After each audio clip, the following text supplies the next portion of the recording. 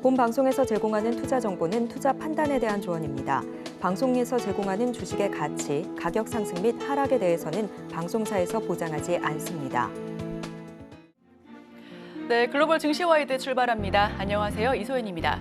오늘부터 글로벌 증시와이드 새롭게 시작합니다. 더 다양한 인사이트 가져가실 수 있으니까요. 저희와 계속해서 함께해 주시길 바랍니다. 아울러서 서울경제TV 지금 현재 유튜브와 네이버 그리고 카카오를 통해서 실시간으로 스트리밍 되고 있으니까요. 언제 어디서든 서울경제TV와 함께해 주시길 바랍니다. 자, 그럼 본격적으로 글로벌 증시와이드 시작해 보겠습니다. 먼저 지난주 금요일장 뉴욕 증시 3대 지수부터 하나하나 살펴볼 텐데요. 3대 지수는 일제히 상승하면서 장을 마무리했습니다. 그 직전에 3대 지수가 하락하면서 장을 마무리 지었는데 하루 만에 반등에 성공했고 또 은행주 실적이 뒷받침돼주면서 오늘 시장 역시도 우리 국내 은행 주식들 어떤 모습 보일지 많은 기대 모아지고 있는데요. 자, 그렇다면 간밤에 나온 소식들 헤드라인을 통해서 하나하나 짚어보겠습니다. 네, 글로벌 헤드라인입니다. 먼저 반도체주 큰 장 열리나 ASML, TSMC 실적 발표. 먼저 은행주가 좋은 신호탄을 쏴줬습니다. 실적 굉장히 잘 나오면서 JP모건 체이스와 함께 계속해서 상승 흐름을 보여주는 모습들 기록했었는데요. 이제 본격적인 실적 시즌을 앞두고 반도체주 관심 모아지고 있습니다. ASML과 TSMC 실적 역시도 많은 관심 부탁드립니다. 자, 그럼 두 번째 헤드라인 살펴보겠습니다. 미국 9월 소매 판매 깜짝 증가하나 노랜딩 전망 힘이 실릴 듯. 현지 시간으로 13일 계속해서 소매 판매 깜짝 증가하는 실적을 보여줄 수 있을 것인지 많은 관심, 귀추가 주목되고 있습니다. 상무부는 전월 대비 0.3% 늘어난 수치를 기대하고 있는데요. 이와 관련해서 노랜딩 전망에 힘이 실릴 수 있을지 저희와 함께 하시면서 다양한 인사이트 가져가 보시길 바랍니다. 자, 그럼 이어서 세 번째 헤드라인도 살펴보도록 하겠습니다. 캠벨 미 국무부 부장관 16일 방한, 북한 군사 도발 논의. 캠벨 미국 국무부 부장관이 오는 16일 방한에 북한의 도발 우려에 대해서 한국 정부 당사자들과 논의를 예정하고 있습니다. 이와 관련해 방산주 움직임도 함께 체크해 보시길 바랍니다. 자, 그럼 마지막 헤드라인 살펴보겠습니다. 기세 올리는 트럼프, 경합주 초박빙, 백인 남성 지지율 압도적. 네, 트럼프 전 대통령과 해리스 민주당 후보자 계속해서 7개 경합주에서 초박빙 결과를 나타내고 있습니다. 11월 대선이 얼마 남지 않은 가운데 이 경합주 내에서도 승부를 좌지우지할 포인트들 많이 살펴보시면 좋을 것 같은데요. 우선 백인 남성의 지지율이 압도적인 트럼프 전 대통령 경합주에서 어떤 모습을 보여줬을지 이어지는 외신 브리핑 통해서 하나하나 짚어보시면 좋을 것 같습니다. 자, 더 자세한 소식은 이어지는 브리핑을 통해서 김영민 앵커와 함께 하시길 바랍니다.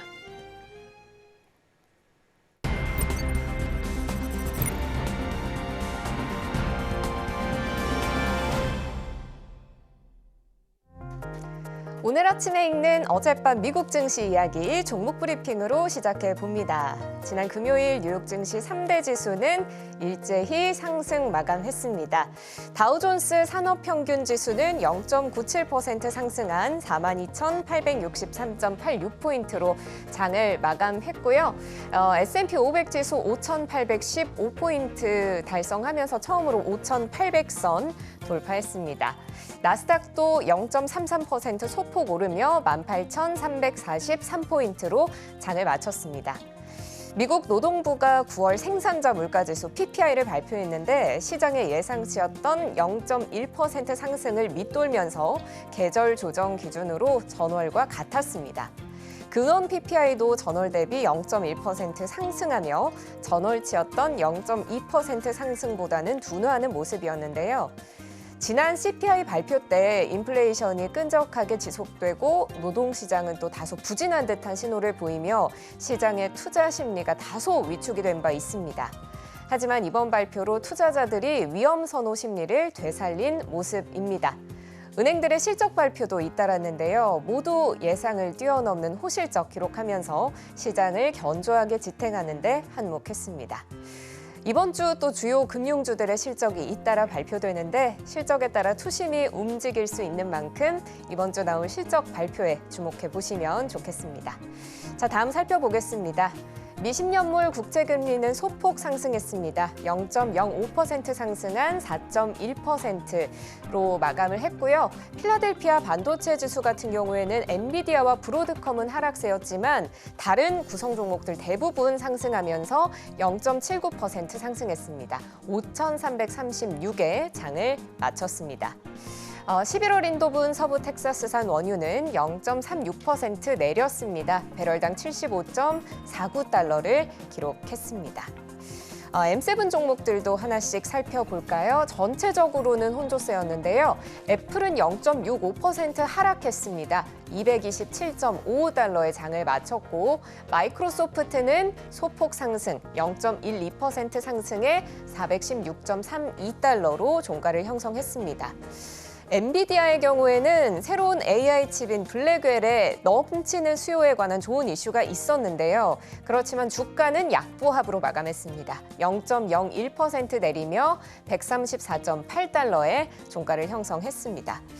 구글의 경우에는 법무부가 구글의 검색 독점을 막기 위해서 분사를 검토하고 있다라는 악재가 있지만 주가는 올랐습니다. 0.72% 올라서 163.24달러에 장을 마쳤는데요. 구글은 현재 법원에 자사 앱스토어 플레이를 개방하라는 명령을 보류해달라고 요청하기도 했습니다. 다음 살펴볼까요? 아마존입니다. 피보탈이 이커머스 시장에 대한 호평, 또 산업 속에서의 이 아마존의 규모와 성장 기회를 높이 평가하면서 매수 의견을 냈는데 1.16% 상승하면서 188.82달러로 장을 마쳤습니다. 메타도 1% 가까이 올랐는데 브로드컴이 빠졌습니다. 2.27% 큰 폭 하락하며 181.48달러 선에서 거래를 마쳤습니다. 이어서 투데이 핫스탁입니다. 먼저 테슬라인데요. 일론 머스크가 이끄는 미국 전기차 업체 테슬라가 현지 시간 10일 로스앤젤레스 버뱅크에 있는 워너브라더스 영화 촬영 스튜디오에서 운전대와 페달 없이 완전 자율주행 기술로 운영되는 로보 무인 택시 사이버캡의 시제품을 공개했습니다. 사이버캡은 양쪽에 문이 하나씩만 달려 있어서 투도어로 디자인이 됐고 내부에는 운전대와 페달이 없었는데요. 가격은 한 대당 3만 달러 가량으로 2026년 대량 생산에 들어간다는 계획입니다. 테슬라 주가는 지난 4월 일론 머스크가 이 로보택시 사업에 자신감을 표명한 이후에 지난 8일까지 주가가 약 70% 상승한 상태였지만 시장의 평가는 냉혹했습니다. 이 사이버캡 공개 때 투자자들이 기대한 구체적인 정보에 대한 언급이 없었기 때문인데요. 바클레이스는 단기적인 기회를 나타내는 업데이트가 없었다고 지적했습니다. 모건 스탠리도 완전 자율주행, FSD 및 기술의 변화와 차량 공유 경제, 또 시장 진출 전략에 관한 데이터가 부족했고 여러 측면에서 전반적으로 기대에 미치지 못했다며 실망감을 드러냈습니다. 장중 한때 테슬라는 10% 넘는 낙폭을 기록하기도 했는데 결국은 8.78% 하락한 217.8달러의 거래를 마쳤습니다. 이날 하루 시가총액만 670억 달러 증발했습니다. 다음은 우버인데요. 큰 폭으로 상승한 모습입니다. 테슬라의 주가가 급락하자 반면 우버와 리프트의 주가가 크게 치솟은 건데요. 테슬라가 로보택시 사업을 시작할 경우 타격을 입을 것으로 예상됐던 기업들이죠. 머스크가 공개한 로보택시 사업이 미래에 단기적으로는 큰 위협으로 작용하지 않을 거다라는 투자자들의 예상이 이 우버 주가의 상방 압력을 높였습니다. 제프리스의 애널리스트 존 콜란토니는 우리는 이 이벤트가 우버에게 최상의 결과라고 생각한다며 우버의 매수 의견을 제시했습니다. 우버는 10.81% 폭등하며 86.34달러의 종가를 형성했습니다. 자, 그리고 JP 모건 체이스입니다. 자산 규모 기준으로 미국의 최대 은행인 JP 모건 체이스의 3분기 실적이 발표됐습니다. 현지 시간 11일 JP 모건은 3분기 주당 순이익이 4.37달러를 기록했다고 밝혔는데요. 매출은 433억 2천만 달러로 예상치였던 416억 3천만 달러를 웃돌았습니다. 순이익은 132억 달러에서 129억 달러로 2% 감소했지만 순이자 수익이 전년 동기 대비 3% 오른 235억 달러를 나타냈습니다. JP모건은 올해의 실적 전망도 상향했습니다. 제이미 다이먼 JP모건 회장은 실적 발표에서 인플레이션이 둔화하고 미 경제가 회복력을 보이고 있다면서도 경제 불확실성에 대비해야 한다고 말했습니다. 이 여파로 주가는 4.4% 오르면서 222달러 선에서 장을 마쳤습니다. 이 금융권의 실적 속속 발표되고 있는 가운데 미국의 최대 자산 운용사인 블랙록도 호실적을 발표하면서 주가가 사상 최고치를 기록했습니다. 블랙록의 운용 자산 규모는 11조 5천억 달러에 이르러서 사상 최대 규모인데요. 주가는 3.63% 상승해 99.26달러의 종가를 형성했고요. 웰스파고도 실적을 발표했습니다. EPS 1.52달러로 시장의 예상치였던 1.28달러를 크게 웃돌면서 주가가 5% 넘게 뛰어서 60.99달러에 장을 마쳤습니다. 자, 오늘까지 아침에 읽는 어젯밤 미증시 브리핑이었습니다.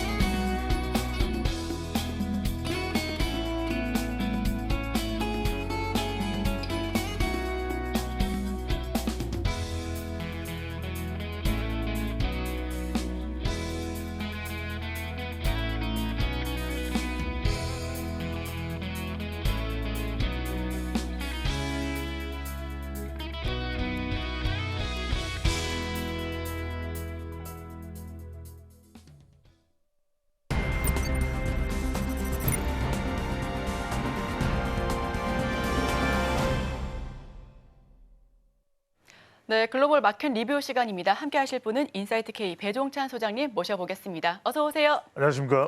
네, 소장님께서 나오시면서 이제 조금 마음의 안도가 찾아왔습니다. 저희가 오늘 새롭게 개편을 시작했는데요. 자, 먼저 하나하나 이야기 살펴보기 전에 헤드라인부터 꼼꼼하게 짚어보도록 하겠습니다.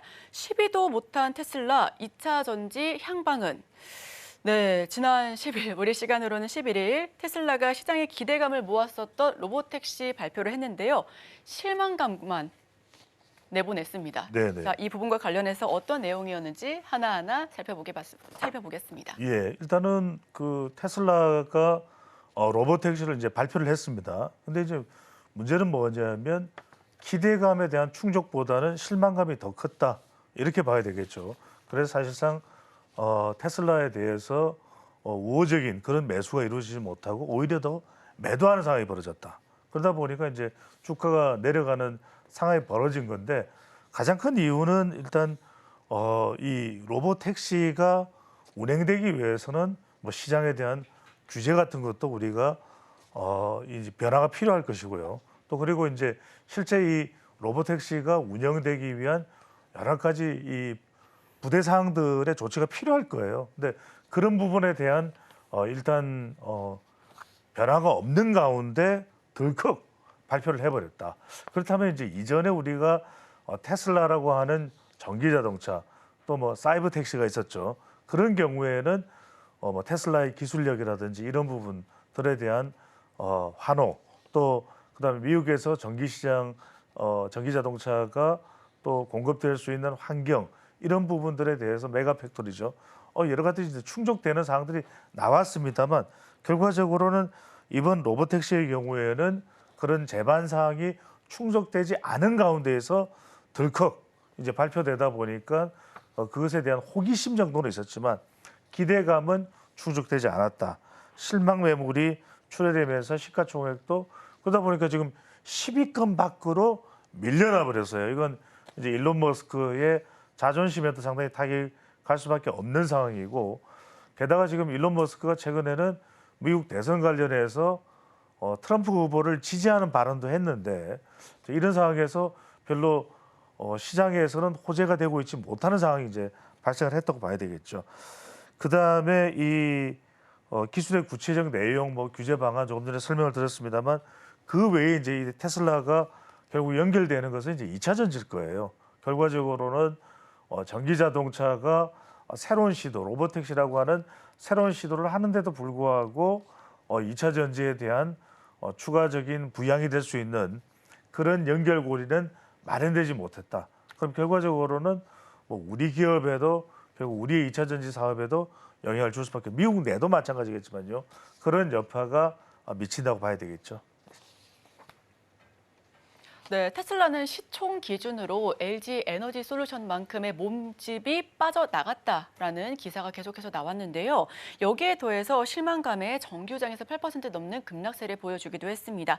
M7에도 탈락을 하면서 브로드컴이 편입이 됐는데, 자, 그렇다면 이런 상황에서 향후 자율주행이나 AI, 2차 전지 업종 전반에 어떤 영향을 미칠 것으로 보고 계실까요? 긍정적인 기대는 아무래도 힘들 것 같아요.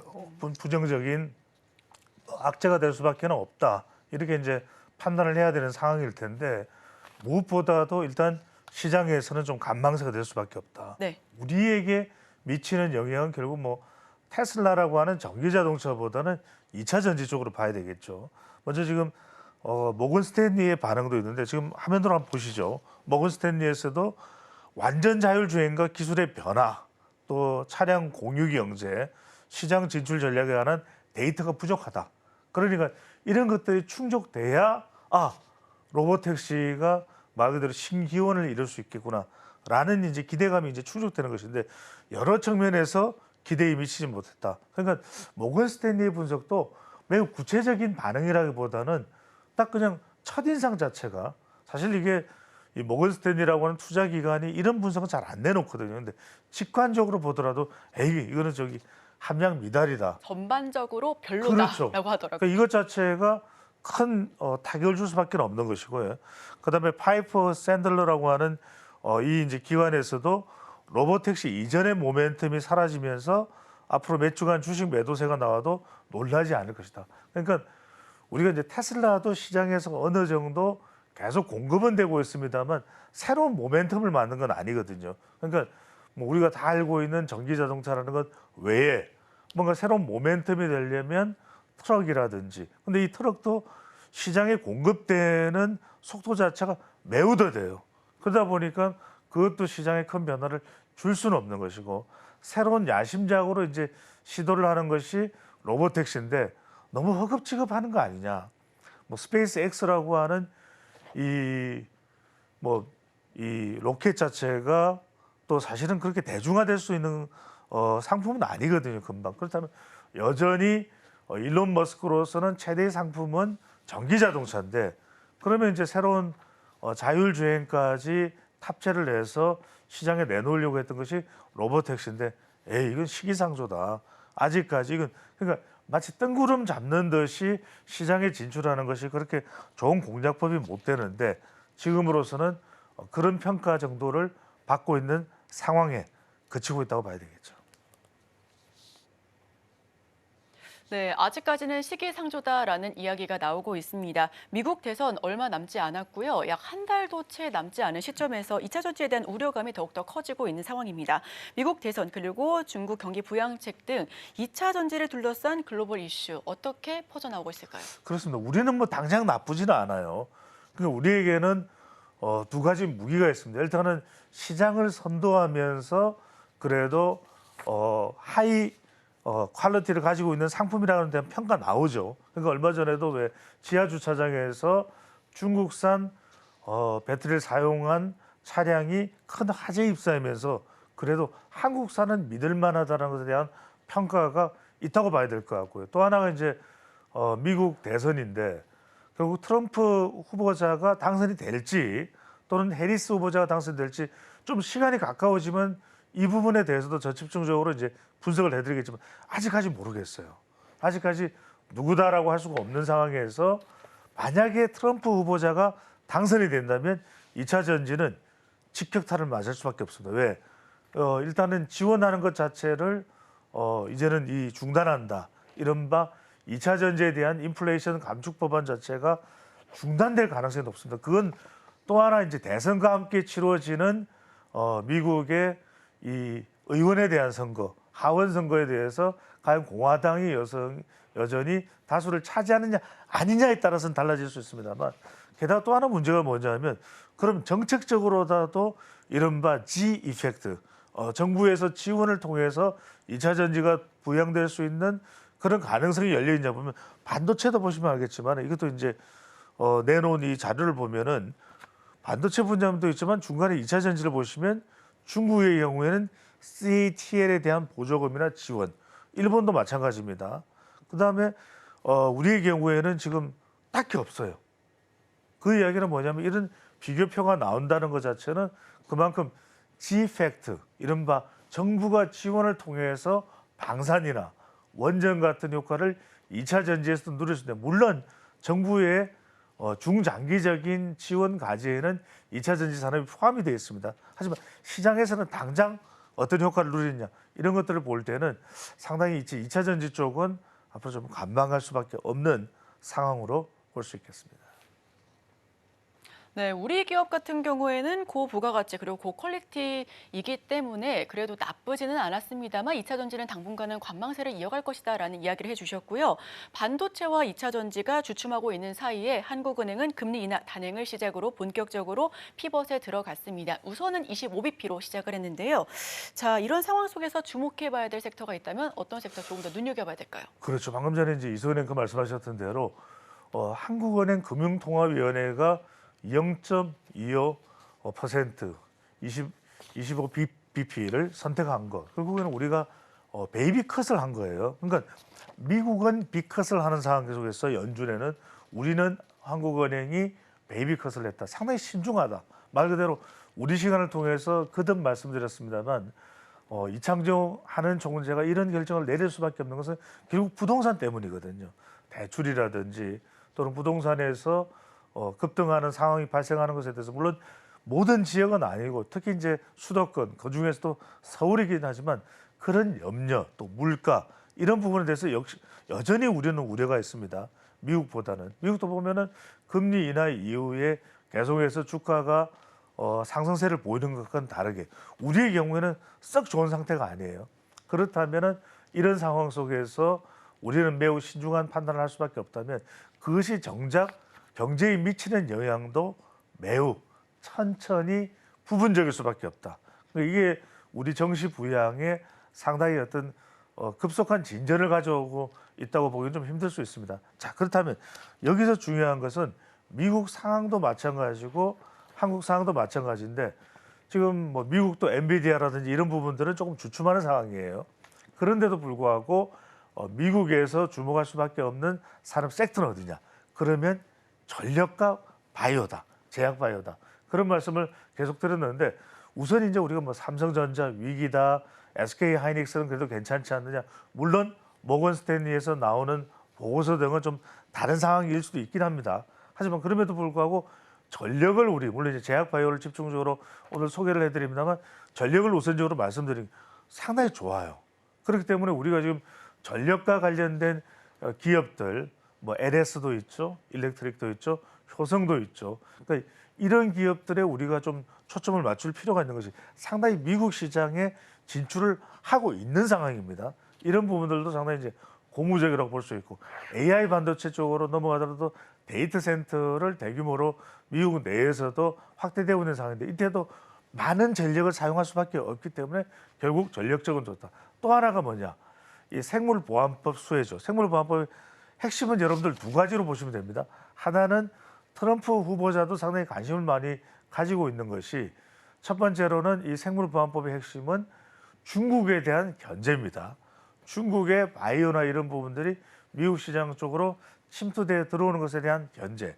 두 번째는 많은 이런 비싼 이 바이오 제약 부분에 있어서 값을 상당히 낮추려고 하는 시도, 이른바 바이오 시뮬러 정책이죠. 바이오 시뮬러 정책에 대한 부분이 있기 때문에 이런 부분에 대해서는 상당히 개선이 또 우리가 기대감이 충족될 수 있다. 이런 부분에 좀 집중을 해볼 필요가 있는데, 그래서 지금 바이오 관련된 테마 ETF를 보더라도 어떤 주식들이 종목들이 당기고 있냐면, 바이오 중에서도 제가 말씀드렸죠.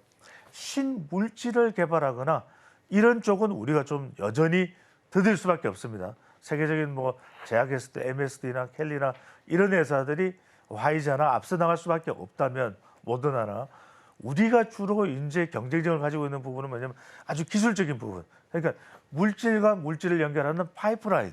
이 부분에 대해서는 우리가 경쟁력을 가지고 있기 때문에 앞서도 말씀드렸듯이 알테오젠이라든지 그다음에 동아 ST라든지 이런 부분들은 상당히 경쟁력을 가지고 있고 또 하나 중요한 것이 동아 ST는 우리가 알고 있는 이 활명순과의 동아그룹이고 또 하나는 이제 우리가 이런 제약사들 중에서 이 모기업 자체가 굉장히 탄탄한 경우 지속적인 지원과 투자가 가능합니다. 경우에 따라서는 미국 현지에 있는 기업을 인수하는 것도 가능한데 그런 시도가 지금 이루어지고 있죠.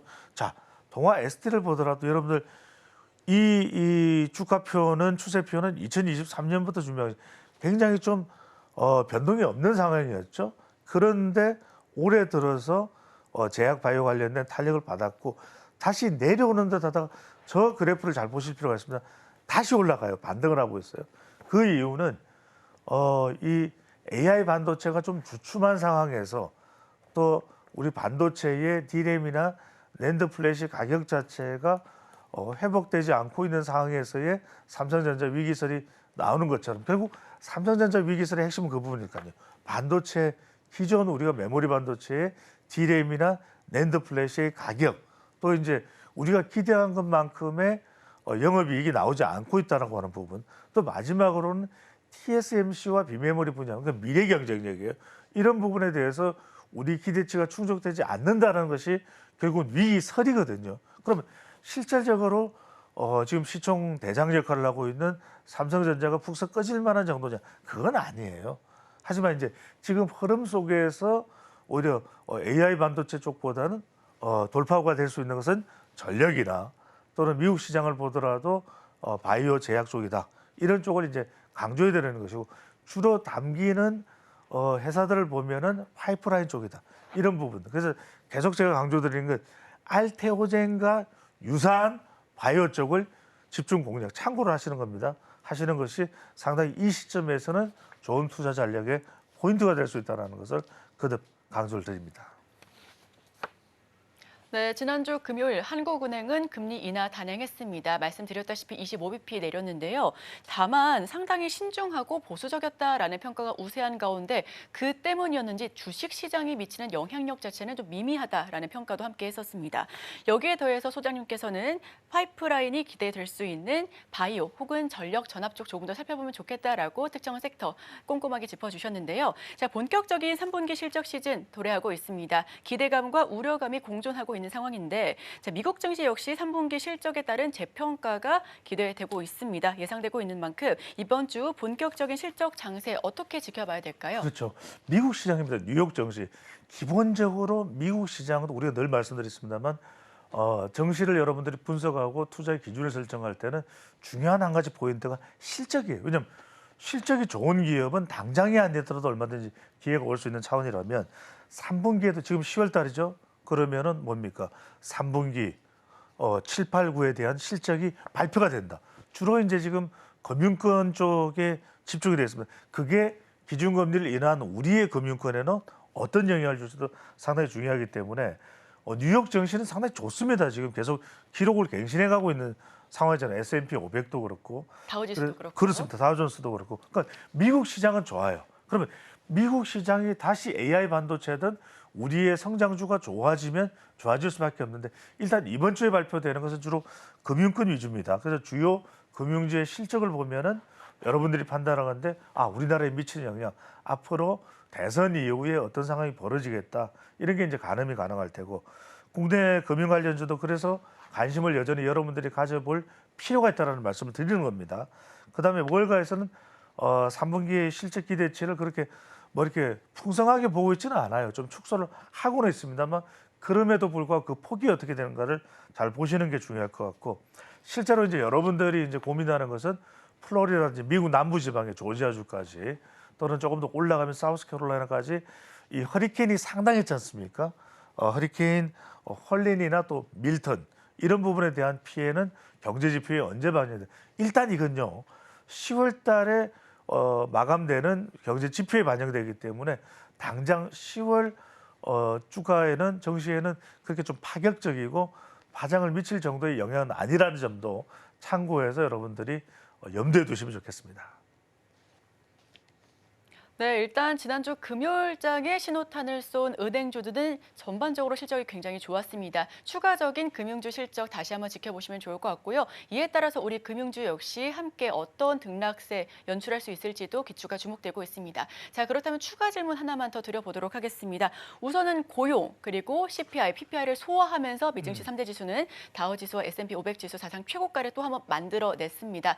자, 그렇다면 이번 주 글로벌 증시 체크 포인트 어떤 부분 조금 더 주목해봐야 될까요? 그렇죠. 아무래도 17일인가요? 이 발표되는 소비 지출 지표가 나오거든요. 네. 그러니까 이 부분을 좀 사실 미국 경제를 결정하는 한 3분의 2 정도의 비중이 소비에 달려 있습니다. 맞습니다. 이 부분이 어떤지에 따라서 향후에 이 연준에서 조금 더 기준금리를 내릴 수도 있다라는 그런 이야기도 하고 있기 때문에 이 지표 자체가 기존의 예상대로 나타나는 정도 수준이라면 미국 정시가 더 반응이 좋을 수 있고 그러면 뭐 AI 반도체 쪽도 좀 탄력을 받을 수가 있거든요. 그런 점에서는 삼성전자의 위기를 탈출할 수 있는 그런 하나의 또 시발점이 될 수도 있기 때문에 그런 부분에 여러분들이 좀 집중을 해주시면 좋을 것 같습니다. 네, 말씀해 주셨던 것처럼 미국의 소비 계속해서 살펴보셔야 될 것 같고요. 자, 그렇다면 지금 중국 같은 경우에 지준율 내리고 또 대출 우대 금리도 내려가면서 소비를 조금 더 활성화하겠다라는 정책 보여주고 있습니다. 중국의 소비 정책이 미국에 영향을 어느 정도 미칠 수 있을까요? 글쎄요, 이제 미국이 중국을 대하는 태도가 또 대선 결과에 또 달려있다고 네, 봐야 맞습니다. 되겠죠. 워낙 미국과 중국에 대한 견제, 여러분들 이걸 잘 아셔야 됩니다. 트럼프 후보자는 중국에 대한 견제 강도가 상당히 높습니다. 네. 그러면 해리스 후보가 당선된다고 하더라도 그 기조가 많이 그렇지는 않을 거예요. 계속해서 차이나 베싱, 중국 때리기를 해야지 이 미국의 리더십 사차가 상당히 건재해질 수 있다는 데는 이의가 없습니다. 물론 경제까지 그르칠 정도로 충돌의 깊이가 깊숙이 들어가지는 않는다 하더라도 당장 중국 변수, 차이나 팩터를 통해서 우리 경제에 그렇게 보탬이 되는 상황은 아닐 겁니다. 그렇다고 해서 그것이 악화되는 상황은 아닐 것이다. 단순히 이제 중국은 우리에게는 이제 좀 어느 정도 민감하기보다는 조금 둔감해지는 단계다라는 차원에서 오히려 중국 쪽 변수보다는 미국 변수 또는 경우에 따라서는 유럽 변수에 더 주목해 볼 필요가 있겠습니다.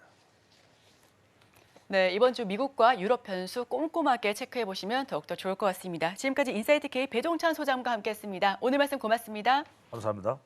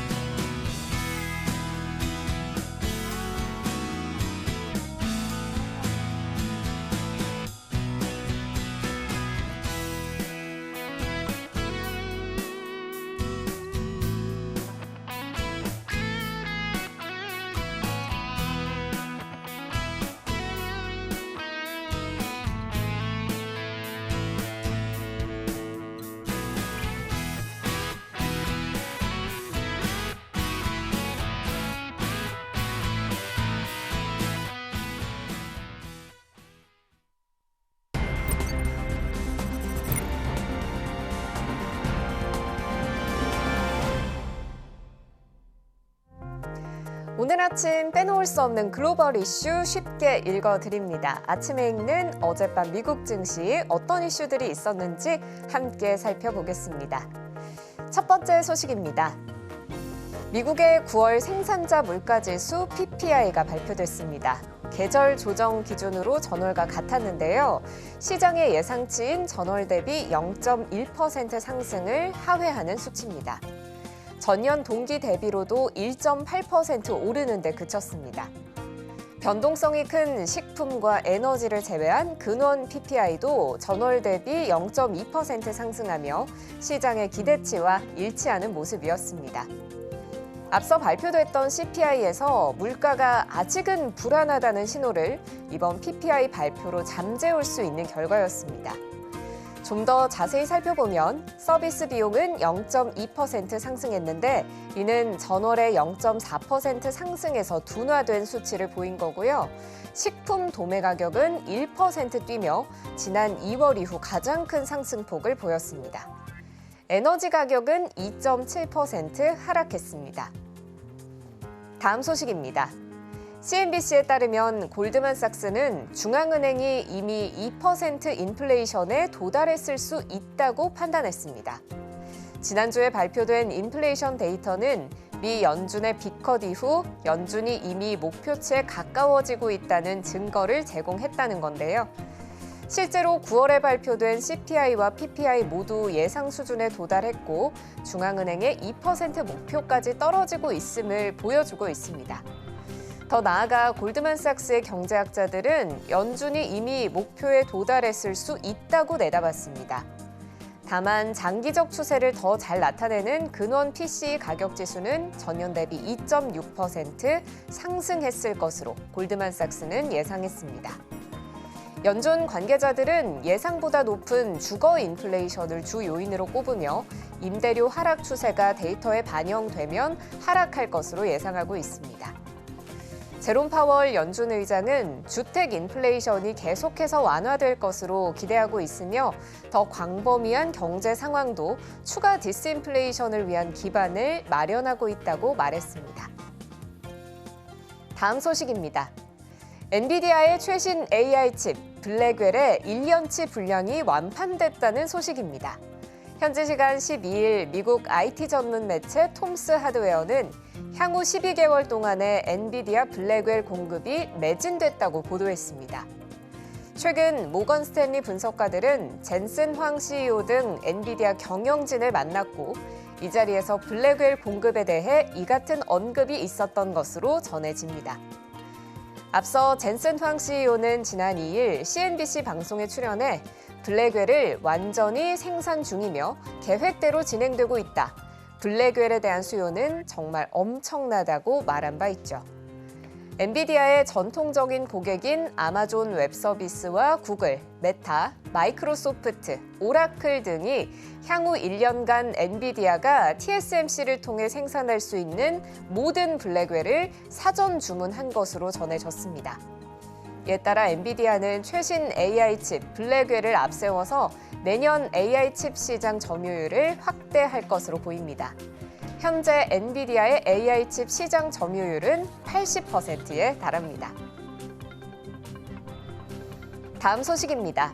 일론 머스크의 스페이스 X가 달과 화성 탐사를 위해 개발한 대형 우주선 스타쉽이 현지 시간 13일 5번째 지구 궤도 시험 비행에 성공했습니다.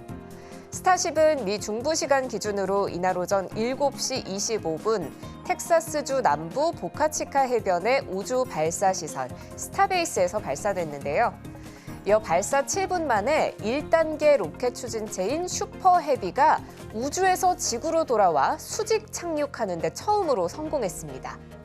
슈퍼헤비 착륙에는 발사탑의 젓가락 팔을 사용해 슈퍼헤비를 공중에서 잡는 기술이 처음으로 시도됐고요. 첫 실험에서 바로 성공하는 기염을 토했습니다. 이는 스타쉽을 완전히 재사용이 가능한 로켓 시스템을 만들겠다라는 스페이스 X의 목표에 중요한 이정표가 됐습니다. 이번 5번째 스타쉽 시험 비행은 우주 비행사가 탑승하지 않은 무인 비행입니다. 다음 소식입니다. 노조의 대규모 파업으로 재정적인 어려움에 직면한 미 항공기 제조업체 보잉사가 정리해고를 실시하기로 했습니다. 규모는 전체 직원의 10%가량인데요. 보잉의 전체 직원 수는 약 17만 명이므로 대략 17,000명에 달하는 직원들이 구조조정의 대상이 될 걸로 보입니다. 보잉은 현지 시간 11일 3분기 주당 3.37달러의 손실을 기록할 것으로 예상된다며 비용 절감을 위해 직원의 10%를 감원할 계획이라고 밝혔습니다. 켈리 오투버그 보잉 CEO는 우리 사업은 큰 어려움에 직면해 있다며 회사를 회복하고 장기적으로 경쟁력을 유지하려면 구조적인 변화와 어려운 결정이 필요하다고 말했습니다. 오토버그 CEO는 이어 777X 여객기를 2026년까지 인도하지 않고 2027년에는 767 상업용 항공기 생산을 중단할 것이라고 밝혔는데요. 777X는 장거리 운항에 특화된 기존 777 모델을 개량한 최신 모델로 이번 조치로 인해 당초 인도 계획보다 6년 늦어지게 됩니다. 다음 소식입니다. 중국의 경제 지표들이 발표됐습니다. 중국 국가통계국은 9월 소비자 물가지수 CPI가 전년 동기 대비 0.4% 올랐다고 밝혔는데요. 이는 시장의 예측치였던 0.6%에 미치지 못하는 수치이자 8월의 상승률인 0.6%보다는 떨어진 수치입니다. 물론 중국 CPI는 지난 2월 춘제 효과로 작년 동기 대비 0.7% 올라 6개월 만에 상승세로 돌아선 뒤에 조금씩 상승세를 이어가고 있지만 1%의 벽을 넘지 못하고 있습니다. 중국의 대규모 경기 부양책 발표에도 디플레이션 우려가 계속 이어지고 있는 건데요. 생산자 물가지수 PPI 하락폭도 커지는 추세입니다. 중국의 9월 PPI는 전년 대비 2.8% 떨어지며 24개월 연속 하락을 기록했습니다. 시장의 예측치였던 마이너스 2.5%보다도 하락폭이 컸던 거죠. 로이터 통신은 중국 당국의 최근 부양책 발표에 대해 일부 분석가는 일시적인 경제 완화 조치에 불과하다고 평가하고 있고 더 강한 조치들이 필요하다고 본다며 투자자들은 디플레이션 압력 완화를 희망하는 상황이라고 보도했습니다. 지금까지 오늘 아침에 읽는 어젯밤 미증시였습니다.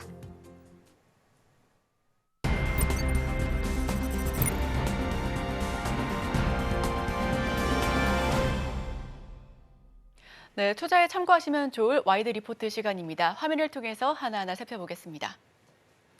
테슬라 로보택시 행사 확인된 AI 가치대 아쉬운 기술 진보 정보 하나증권의 리포트입니다.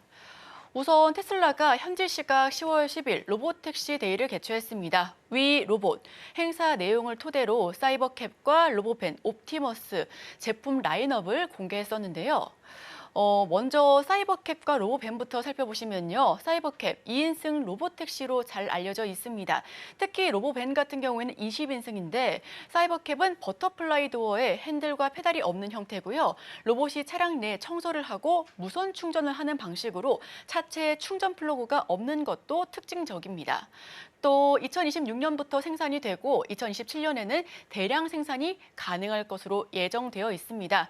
가격은 $30,000 이하로 측정될 것으로 보여지고요. 운영 비용은 세금 등을 포함해 1마일당 20센트 수준일 것이다라고 예측치를 내놨습니다. 자, 사람 및 화물을 운반할 수가 있어 대중교통으로부터 건설, 음식 배달을 통해 사용이 될 수 있는 로보밴도 살펴보시면요.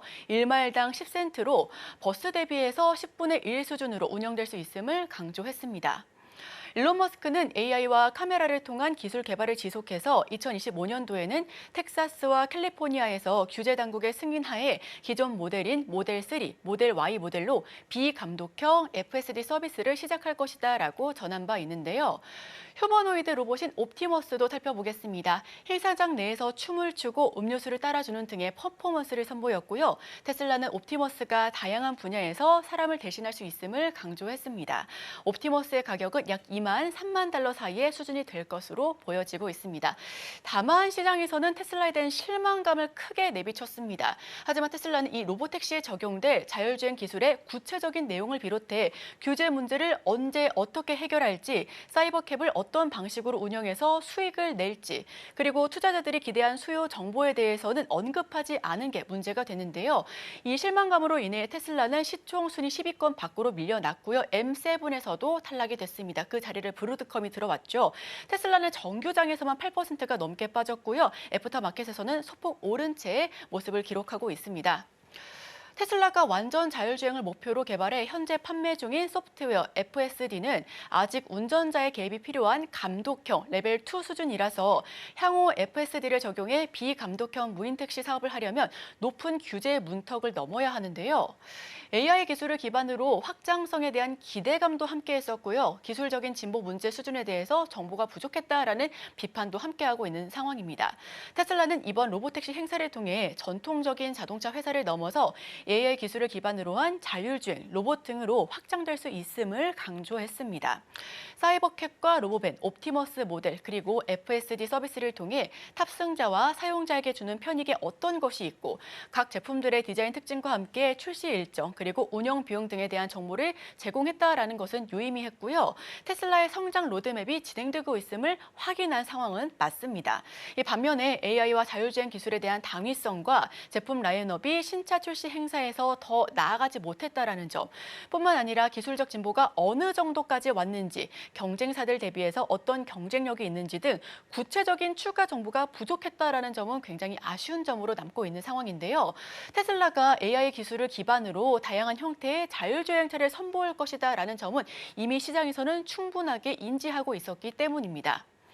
자, 이 실망감으로 블룸버그 통신과 미 경제 매체 CNBC 등의 월가에서는 테슬라 전날 발표 내용에 실망스럽다라는 평가를 계속해서 보여주고 있습니다.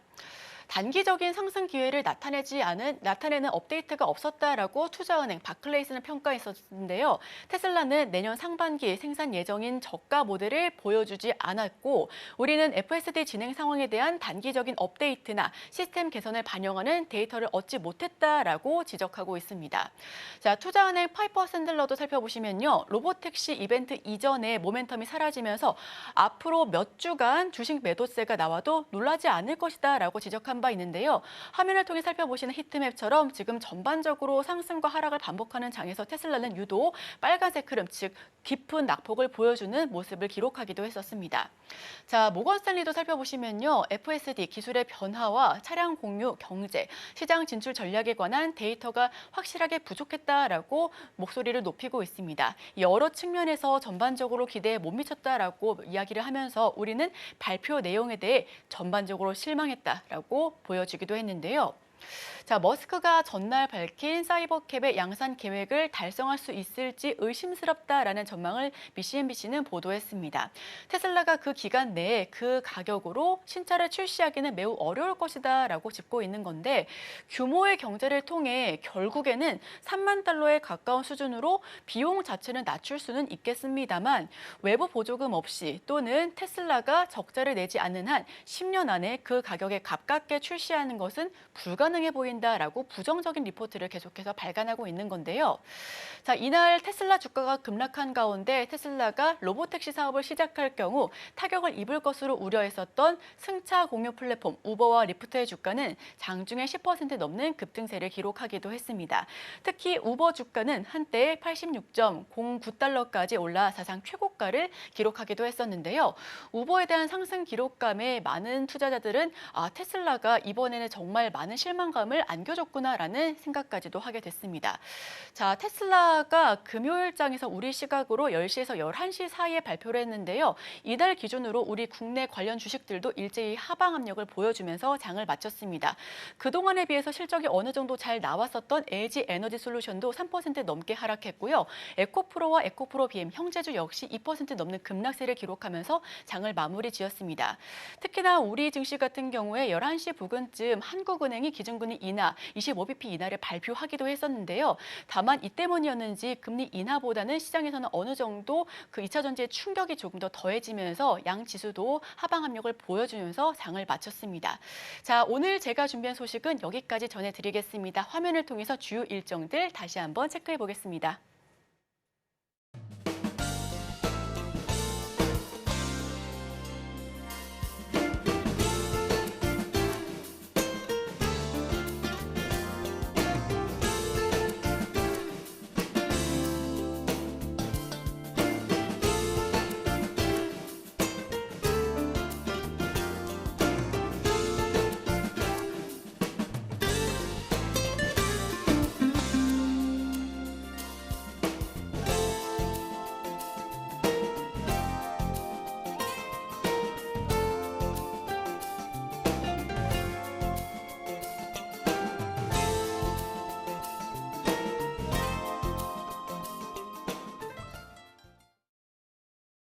네, 저희가 준비한 소식은 여기까지입니다. 잠시 후 출발 증시 와이드가 방송되니까요. 더 다양한 인사이트 가져가시길 바랍니다.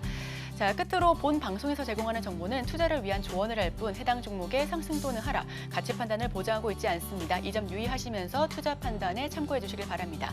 함께해 주신 여러분, 오늘도 고맙습니다.